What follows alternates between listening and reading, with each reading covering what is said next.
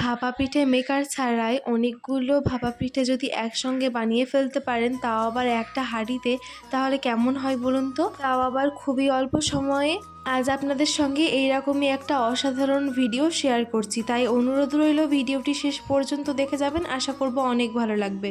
তো চলুন ভিডিওটি শুরু করা যাক। তো দেখুন, এখন ভাতের চালের আটা করে নিয়েছি, আর আটাটা কিন্তু রোদ্রে শুকোতে দিয়ে দিয়েছিল। তো দেখুন, এরকমভাবে আটাটা করে নেওয়া হয়েছে। তো চাল ভেজা আর দেখায়নি, দেখুন আটা করে নেওয়া হয়ে গেছে আর আটাটা রোদ্রে শুকোতে দেওয়া ছিল। তো এখন যেটা করব, এই দেখুন কিছুটা পরিমাণে আটা নিয়ে নিয়েছি। এবার এতে একটু স্বাদ মতো লবণ দিয়ে দিব। এবার এতে অল্প অল্প করে নর্মাল টেম্পারেচারের জল দেব, জল দিয়ে মেশাতে থাকবো।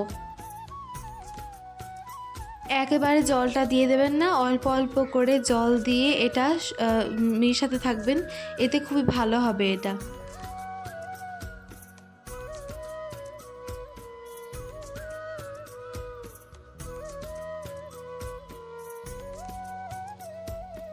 ভাপা পিঠের জন্য আটা এরকম করে মাখা কমপ্লিট, সেটা কীভাবে বুঝবেন সেটাও বলে দিচ্ছি। এরকমভাবে মুঠো বাঁধছে কিনা দেখে নেবেন, মুঠো যদি এরকমভাবে বেঁধে যায় তাহলে বুঝে নেবেন যে এখানে আটাটা একদম রেডি হয়ে গেছে।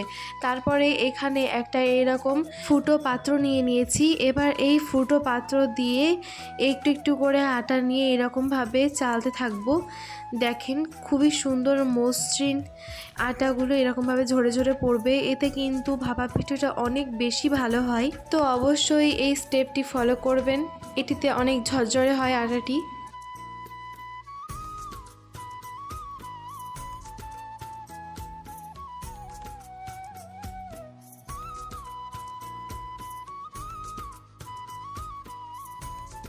এবার এটা ঢাকা দিয়ে রেখে দিব 20 মিনিট মতো, এরকমভাবে ঢেকে রেখে দিব এটাকে।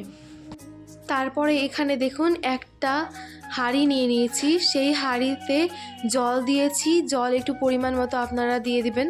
তারপরে দেওয়ার পরে একটা সাদা কাপড় দিয়ে এরকমভাবে বেঁধে দিয়েছি, ঠিক যেমনভাবে ভিডিওতে দেখছেন ঠিক তেমনভাবে টান টান করে এটাকে বেঁধে দিতে হবে। দেখুন জলটা কিন্তু ফুটতেও শুরু করেছে আর ভাপটাও উঠতে শুরু করেছে, এই ভাপেই কিন্তু ভাপা পিঠাটা রেডি হবে। আপনারা যে কোনো হাঁড়িতে কিন্তু আপনারা এই ভাপা পিঠাটা রেডি করতে পারেন। তো দেখুন এখানে আমি ভাপা পিঠা করতে শুরু করেই দিয়েছি। দেখুন, তো যেটা করব আপনাদেরকে দেখিয়ে দিই। এখানে একটা দেখুন এইরকম ধরনের চামচ কিন্তু সমস্ত বাড়িতেই থাকে, তো এরকম চামচ নিয়ে নেবেন। তারপরে একটু আটা এরকমভাবে ঝরিয়ে ঝরিয়ে দেবেন। তারপরে এখানে আমরা খেজুরের গুড় ব্যবহার করছি, আপনারা যে কোনো গুড় ব্যবহার করতে পারেন। তো দেখুন সেই গুড়টা গুঁড়ো করে নিয়েছি, তারপরে মধ্যে এরকমভাবে দিয়ে দিতে হবে। আবারও একটু আটা নিয়ে এরকমভাবে ঝরিয়ে ঝরিয়ে দিতে হবে, ছড়িয়ে ছড়িয়ে ভালোভাবে, ঠিক যেমনভাবে ভিডিওতে দেখছেন। তারপরে হাত দিয়ে একটু চাপা দিয়ে দিতে হবে। দেখুন এই যে হাত দিয়ে একটু এরকমভাবে চাপা দিয়ে দিচ্ছি, অবশ্যই চাপা দেবেন, তা না হলে কিন্তু ধুকিটা ভালো হবে না।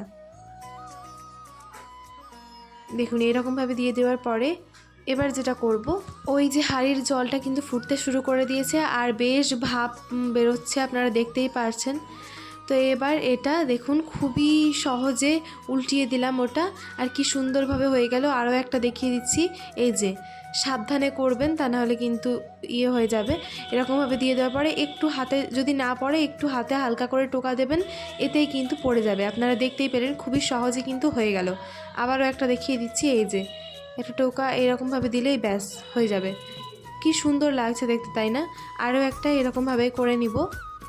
দেখুন আবারও একটু খেজুরের গুড় দিয়ে দিচ্ছি, তা দিয়ে দেওয়ার পরে আবারও একটু গুড় ওই আটাটা ঝরিয়ে দিব এরকমভাবে।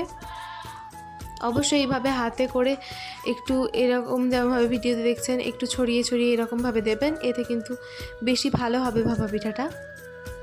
একটু হাত দিয়ে চেপে দিলাম, একই রকমভাবে আবারও এরকমভাবে ওই কাপড়ের উপর দেবেন। আর কাপড়টা কিন্তু অবশ্যই সাদা হতে হবে আর সুতির হতে হবে, তা না হলে কিন্তু ভাপা পিঠাটা অতটা ভালো রেডি হবে না। তো অবশ্যই এটা ফলো করবেন।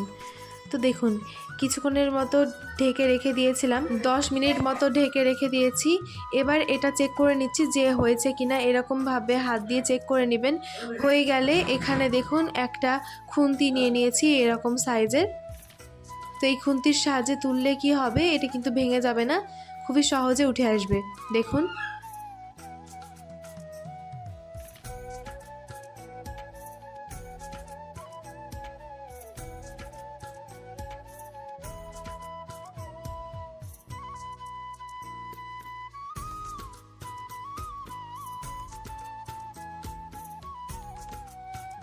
এইরকমভাবেই আমাদের ভাপা পিঠাগুলো কিন্তু রেডি হয়ে গেল। এবার একটা প্লেটে এগুলো সার্ভ করে নিচ্ছি। দেখুন কি সুন্দরভাবে পিঠা রেডি হয়ে গেল, কি সুন্দর হয়েছে, এটা জালিদার হয়েছে আর এটা খেতেও বেশ অসাধারণ হয়েছিল, মুখে দিতেই মিলিয়ে যাচ্ছিল, দারুণ হয়েছিল। আমি তো আর ভিডিওর মাধ্যমে সেটা বোঝাতে পারবো না, বুঝতে হলে অবশ্যই বাড়িতে ট্রাই করতে হবে। আর দেখুন এটা কি সুন্দর নরমও হয়েছিল, সফট কত দেখুন। তো এরকমভাবে অবশ্যই ট্রাই করবেন, আশা করব অনেক ভালো লাগবে। আর একটা একটা করার ঝামেলা থেকে এইভাবে অনেকগুলো একসঙ্গেই যদি করে নেওয়া হয়, তাও আবার যে কোনো হাঁড়ি দিয়ে, তাহলে বেশি ভালো হয়, তাই না? দেখুন ভেতরে কিন্তু একদম গুড়ে ভরপুর, কি সুন্দর দেখতেই না লাগছে এটা। আর যদি ভিডিও ভালো লাগে তাহলে অবশ্যই চ্যানেলটিকে সাবস্ক্রাইব করে পাশে থাকা বেল আইকনে ক্লিক করে অল নোটিফিকেশন অন করে দিবেন, এতে আমার নতুন নতুন ভিডিওগুলো সবার আগে আপনার নোটিফিকেশনে পৌঁছে যাবে। আর যদি ভিডিও ফেসবুক থেকে দেখেন তাহলে অবশ্যই পেজটিকে ফলো করতে ভুলবেন না। ভালো খান, সুস্থ থাকুন, ধন্যবাদ।